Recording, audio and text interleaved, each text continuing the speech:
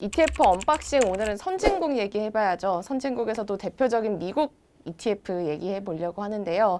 오늘도 조성인 팀장님 모셨습니다. 네, 안녕하세요.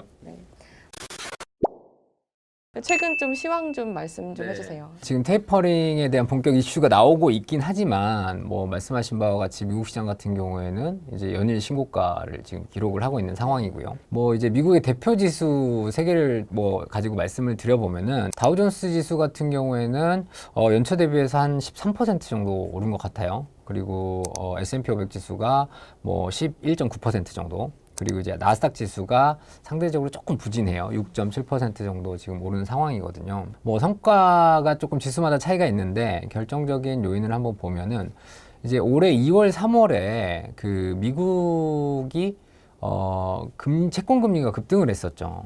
미국채 10년 금리가 1.0% 내외에서 약 1.7%까지 급상승을 했어요. 금리가 올라가는 시점에는 잘 아시겠지만 성장주가 굉장히 성과가 좀 부진해요. 네. 그러다 보니까 이제 최근 뭐 한 2, 3년간 압승을 거뒀던 미국의 대표 기술주들, 나스닥 100 지수에 포함되어 있는 대표 기술주들이 이 2월, 3월에 조정을 좀 많이 받았고요. 그러다 보니까 제가 앞서 말씀드린 바와 같이 다우존스 지수나 S&P 500 지수 대비해서는 나스닥 100 지수 성과가 상대적으로 조금 부진했던 상황이고요. 각 업종별로 성과에 대한 기여를 한번 따보면요. 그 중에 단연 으뜸은 금융업종이었어요. 올해 상반기에 미국 증시를 정리해보자면 그동안 시장을 끌고 왔던 기술주보다는 금융주나 산업재로 대변되고 있는 이런 가치주들의 상승폭이 훨씬 컸다라고 요약을 말씀을 드릴 수 있을 것 같습니다. 실제 자금이 들어오는 건 어떤가요?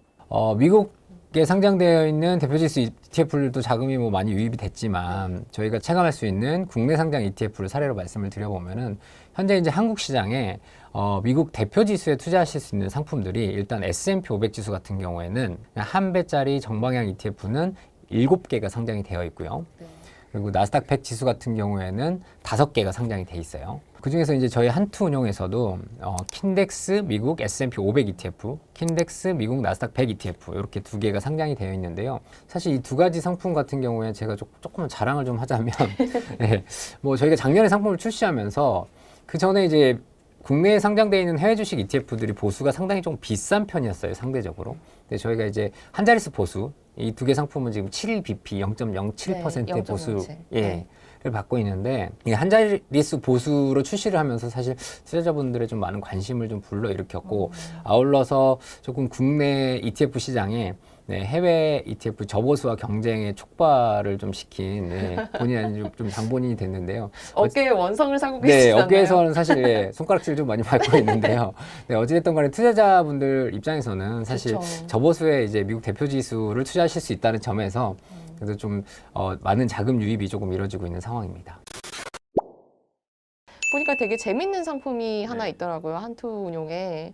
그 와이드 모트라는 요 상품인데 이게 미국 상장 ETF 중에서 제가 좀 재밌다고 생각했던 게 그 티커명이 MOAT, 모트 이런 ETF가 있더라고요. 약간 워런 버핏의 투자법으로 투자하는 ETF인데 요거랑 같은 건가요? 실제 이제 미국에 상장돼 있는 베넥 벡터스에 상장돼 있는 미국 와이드 모트 ETF와 동일한 기초 지수인 모닝스타 와이드 모트 포커스 인덱스를 동일한 기초 지수로 사용을 하고 있고요. 그 지수의 원화 버전이다라고 생각을 하시면 되고요. 워런 버핏의 모트의 개념에 대해서 말씀을 해주셨는데 워런 버핏이 그런 얘기를 했어요. 이 경제적 해자를 가지고 있는 기업에 투자를 해야 된다라는 부분을 얘기를 했었는데 경제적 해자라는 부분을 이제 상품화 시킨 게 바로 이 상품이고요. 이 모닝스타라는 회사에서 이 모트를 정량적인 부분과 정성적인 부분으로서 평가를 해서 총 3단계로 분류를 해요. 그래서 모트가 없는 기업, 그리고 이제 10년 이내에 모트를 가진 기업, 그리고 20년 이상의 모트를 가진 기업. 그래서 향후 10년 정도는 이 기업이 해당 산업군 내에서 비즈니스 내에서 충분한 경쟁력을 가지고 있다라고 판단이 되면 이게 이제 네로우 모트로 판단이 되고요. 저희 상품에 가지고 있는 이 벤치마크에서 담는 기업 같은 경우에는 이제 와이드 모트입니다. 이 지수 내에 포함되는 기업들 같은 경우에는 향후 20년 정도는 이 산업 내에서 조금 경쟁력을 가지고 있다. 있다라는 측면에서 이제 이 기업을 평가하는 방법입니다. 종목 측면에서 봤을 때 구체적으로 예를 들어주시면 더 이해가 쉬울 것 같아요. 이 경쟁력이라는 게 어떤 경쟁력인 건지. 결국 이제 이 모트를 가려내는 기준 자체가 이제 핵심, 이 상품의 핵심이다라고 말씀을 드릴 수 있을 것 같은데요. 네. 모닝스타에서는 총 5가지 팩터를 가지고 이 모트를 평가를 합니다. 제가 이제 실제 사례를 가지고 한번 말씀을 드려볼게요. 첫 번째 같은 경우에는 무형자산이에요. 요즘 백신 많이 맞으시잖아요. 네. 가장 선호하시는 백신 혹시 있으세요? 저는 아직 못 맞았습니다만 뭐 화이자나 그렇죠. 모더나 이런 거 맞고 네. 싶어 하지 않으실까요? 가장 많은 분들이 이제 화이자 백신을 말씀을 하시는데 이 바로 무형자산의 대표 기업이 이제 파이자예요. 파이자 같은 경우에는 이런 특허권, 상표권 이런 측면에서 굉장히 높은 모트를 가지고 있다라고 평가를 하고 있어요. 네. 그래서 첫 번째 팩터가 바로 이 무형자산이라는 측면에서 말씀을 드릴 수 있고요. 두 번째는 이제 전환 비용을 좀 말씀을 드려야 될 것 같아요. 전환 비용의 사례로는 제가 애플을 가지고 왔어요. 사실 정확하게는 애플은 최근에 리밸런싱에서 빠졌어요. 빠진 이유는 제가 설명을 드리겠지만 어쨌든 이 와이드모트 전체 유니버스 안에 들어가 있는데 애플 사용하시는 분들은 예를 들어서 이어폰 같은 경우에는 에어팟을 쓰시고 네. 스마트워치를 쓰시는 분들은 맞아요. 애플워치. 애플워치를 쓰시잖아요. 그만큼 이 iOS 생태계에 한번 빠져들게 되면은 사실 이 다시 안드로이드의 생태계로 넘어가기 위해서는 비용도 굉장히 많은 비용이 수반이 되고요. 제가 뭐 개인 측면에서만 말씀을 드렸지만 사실 기업이 이 운영체제를 바꾼다라고 하면 굉장히 많은 비용이 더 들거든요. 그렇기 때문에 이 전환 비용의 어떤 장벽을 가지고 있다는 측면에서 이 애플이 굉장히 높은 모트를 가지고 있다라고 이 모닝스타에서는 평가를 하고 있거든요. 세 번째는 이제 네트워크 효과라는 부분이에요. 이 개념은 특정 제품이나 이제 서비스를 사용하는 사용자가 많아지면 많아질수록 이 기업의 경쟁력이 확대된다라는 측면인데, 미국의 아마존 사례를 제가 좀 들어볼게요. 뭐 많은 분들이 아마존에서 물건을 구입하시기도 하시지만 사실 판매하시기도 하시죠. 그렇죠. 예.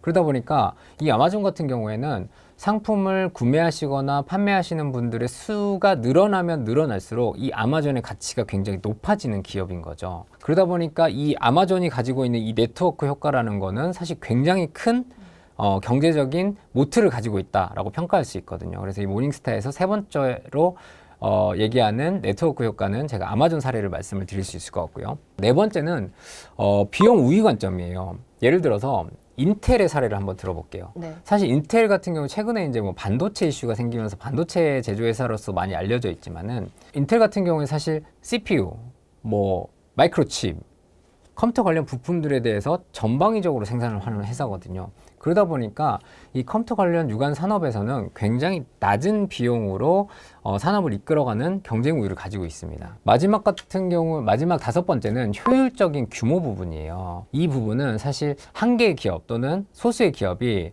시장을 효율적으로 끌고 나가고 있는 사례인데요.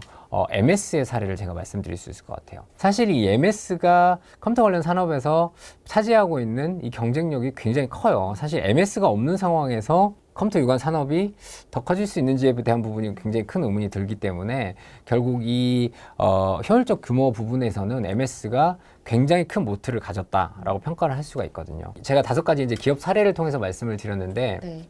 이 모닝스타라는 지수 업체에서는 이런 기업들에 대해서 5팩터에 대해서 정량적인 부분뿐만 아니라 정성적인 부분까지 감안을 해서 이 모트 레이팅을 산출을 하고 있고요. 사실 저는 이제 이 모트 상품을 개인적으로 굉장히 좋아하는데 이 두 번째 과정이 굉장히 좀 유의미하다고 생각하는데 이 독립 리서치 기관이다 보니까 개별 기업들에 대해서 재무적인 부분을 반영을 해서 페어밸류, 그러니까 적정 가치를 산정을 해요. 네. 이 주식이 지금 갖고 있는 적정 주가는 이 정도라고 생각해요 라는 개념의 페어밸류를 산출을 하고 이 상품 같은 경우에 지수의 리밸런싱이 분기마다 이루어지거든요. 그러니까 3개월에 한 번씩 리밸런싱을 하면서 우리가 생각하기에 이 주식의 페어밸류는 지금 주가는 너무 높아요. 페어밸류 대비해서 지금 주가가 너무 높아요 라고 생각하는 주식들을 편출해내는 작업들을 거쳐요. 그래서 이제 애플 같은 경우에도 최근에 빠진 이유가 주가가 좀 많이 오르다 보니까 지수에서는 일단 빠진 상황인데요. 결국 이런 부분들이 주식시장이 하락세를 보이는 측면에서는 조금 안정적으로 덜 빠지는 형태의 모습을 보여주고 있습니다. 지금 그러면 펀드에 어떤 종목들이 좀 상위에 담겨 있는지 네. 좀 소개를 해주세요. 본 상품에서는 방금 앞서 말씀드린 5개 종목 이외에도 총 10개 업종에 걸쳐서 49개 종목이 포함이 되어 있어요. 그래서 뭐 그 외에 버크셔 해서웨이나 웰스파고 은행, 그리고 또 맥도날드, 보잉 이런 종목들이 현재 지금 포함되어 있는 상황이고요. 이 종목 같은 경우에 좀 특이하게 대부분의 ETF의 지수들이 유동 시가총액 방식대로 그 개별 주식들의 비중을 결정하는 방면에 이 상품 같은 경우에는 동일 가중으로 리밸런싱을 해요. 사실 동일 가중이 가지는 장단점이 있어요. 장점 같은 경우에는 올라가는 종목들을 못 쫓아갈 수도 있고 내려가는 종목들을 너무 많이 담을 수도 있는데 동일 가중 같은 경우에는 이런 단점을 좀 보완해서 시장 대비해서 수익률이 조금 더 상승하는 흐름을 나타낼 수도 있고요. 반대로는 또 시장 대비해서 언더할 수 있는 그런 가능성도 있거든요. 그래서 그런 장단점을 가지고 있고요. 사실 이 상품이 비공식적으로나마 추구하는 목표는 S&P 500 지수를 아웃퍼폼하는 목표를 그쵸. 가지고 있어요. 어쨌든 뭔가 찝어내는 거니까, 종목을 골라내는 거니까. 그래서 사실 업종 구성 자체는 S&P 500과 거의 유사한 형태긴 해요. 그럼에도 불구하고 이 지수 같은 경우에는 S&P 500을 아웃퍼폼하는 모습을 상당히 보여지고 있고요. 네. 과거 지수의 흐름을 쭉 보면요. 사실 2015년 이전에는 S&P 500을 이길 때도 있었고 질 때도 있었어요. 연간 수익률 관점에서 보면은. 근데 2016년부터는 지금 S&P 500을 꾸준히 아웃퍼폼하는 모습을 보여주고 있거든요. 실제 2015년에 이 지수 방법론이 한번 변경이 됐어요. 그래서 변경한 이후로는 이 지수가 S&P 500 지수를 좀 꾸준히 아웃퍼폼을 하고 있다라는 말씀을 드릴 수 있을 것 같습니다. 최근에도 그러면 계속 S&P 500보다는 좀 성과가 좋은 건가요? 성과 측면에서는 일단 미국 주식이다 보니까 워낙 좋긴 한데요. 예. 이 상품의 수익률이 가장 빛났던 구간은 제가 앞서 말씀드린 미국 금리가 급등했던 구간인 2월하고 3월 구간이었어요. 앞서 말씀드린 바와 같이 지금 채권 금리가 굉장히 올라가는 구간이었잖아요. 그러다 보니까 이제 성장주들이 조정을 많이 받았죠. 지금 2월, 3월만 놓고 보면은 나스닥 지수가 약 1.2% 정도 올랐었어요. 2월, 3월 구간에. 물론 중간에 조정을 받으면 좀 빠졌다가 올라왔지만은 2월 초부터 3월 말까지 나스닥 지수가 약 1.2%가 상승을 했고요. S&P 500 지수 같은 경우에 약 8.04% 정도가 상승을 했어요. 네. 그럼에도 불구하고 이 상품 같은 경우에는 2월 초부터 3월 말까지 약 14% 정도 수익률을 기록을 했거든요. 그런 관점에서 이제 올해 유난히 조금 수익률이 괜찮았던 구간이다라고 말씀을 드릴 수 있을 것 같고요. 표를 한번 보시면은 사실 이 자료 같은 경우에 이제 모닝스타에서 제공해준 자료긴 합니다. 지수 관련해서 이제 분석 데이터를 제공해준 자료인데요. 제가 조금 눈여겨보는 부분은 여기 오른쪽에 보시면은 업 캡처 레이쇼 그리고 다운 캡처 레이쇼라는 게 있어요. 이게 뭐냐면 동일 구간에 US 마켓 인덱스가 100이 올랐다는 가정하에 업 캡처 레이쇼는 얘가 얼마나 올랐냐. 그리고 다운 캡처 레이쇼는 100 구간에서 얼마나 빠졌냐. 100이 빠진다는 가정에 얼마나 빠졌냐의 관점인데요. 지금 자료를 보시면은 이 모닝스타 와이드모트 포커스 인덱스 같은 경우에는 US 마켓 인덱스가 100이 올랐을 때 약 107.83% 정도가 올랐어요. 그러니까 실제 7.83% 정도는 더 올랐고요. 반면에 다운 캡처 레이쇼는 지금 86.46이거든요. 그래서 100이 빠졌을 때 86.46이 빠졌기 때문에 훨씬 덜 빠졌다라는 관점에서 상당히 안정된 좀 흐름을 보이고 있다라는 부분을 말씀드릴 수 있을 것 같고요. 그리고 한 가지만 더 추가를 하자면 지금 가장 우측에 있는 MDD라는 개념이에요. 맥스 드로우다운인데 MDD라는 개념 같은 경우에는 고점 대비해서 지수의 고점 대비해서 가장 많이 빠졌을 때 얼마 정도 빠졌느냐의 개념인데 US 마켓 인덱스가 약 45% 정도 빠졌을 때 얘 같은 경우에는 35% 정도 빠졌거든요. 그렇기 때문에 사실 이제 주식 투자를 하시다 보면은 상승도 중요하지만 하락 구간에서 얼마를 방어할 수 있느냐도 굉장히 중요한 관점이거든요. 많이 느끼실 것 네, 같아요. 특히 이제 작년에 코로나 구간에서 그런 부분들을 많이 느끼셨을 텐데 이 지수 같은 경우에는 어찌됐든 간에 미국 전체 시장 대비해서 조금 안정적인 흐름을 가지고 있다. 이거 어떤 투자자들이 좀 쳐다보면 좋으신지 좀 추천을 해주세요. 사실 이 상품은 마켓 타이밍과 조금 무관하게 투자하실 수 있다라는 점이 사실 제가 이 상품을 가장 좋아하는 이유예요. 그래서 물론 지수형들이 물론 미국의 S&P 500 지수나 나스닥 100 지수도 굉장히 훌륭한 지수고 장기적으로 굉장히 성과가 좋은 지수지만은 장기 투자하시는 분들도 있지만 단기 투자하시는 관점에서는 사실 언제 들어가고 언제 나오느냐가 또 굉장히 중요하거든요. 그렇기 때문에 이 상품 같은 경우는 사실 언제 들어가고 언제 나오고의 이 중요도가 이런 대표 지수형들보다는 조금 더 낮아요, 상대적으로. 그렇기 때문에 저는 이 상품을 이제 투자하시는 분들은 조금 장기적으로 투자하시는 분들은 이 상품에 투자하시기 굉장히 좋다라고 생각이 되어져요. 특히 이제 연금 투자자분들에 대해서 제가 말씀을 많이 드리는데 네. 저희 같은 직장인들 같은 경우에는 퇴직연금을 주기적으로 받기 때문에 퇴직연금 돈이 들어오면 이제 ETF를 사야 되잖아요. 그런 관점에서 주기적으로 좀 장기 투자를 하시는 분들은 이 상품을 좀 꾸준히 투자하시면 수익률 측면에서 그래도 굉장히 좋지 않겠느냐. 또 위험한 상황이 왔을 때 시장이 조금 뭐 급락을 했던 상황에서도 어느 정도 방어력이 좀 있다 보니까 좀 장기적인 투자 관점에서는 이 상품이 좀 매력을 가지고 있지 않느냐라는 부분을 말씀드릴 수 있을 것 같습니다.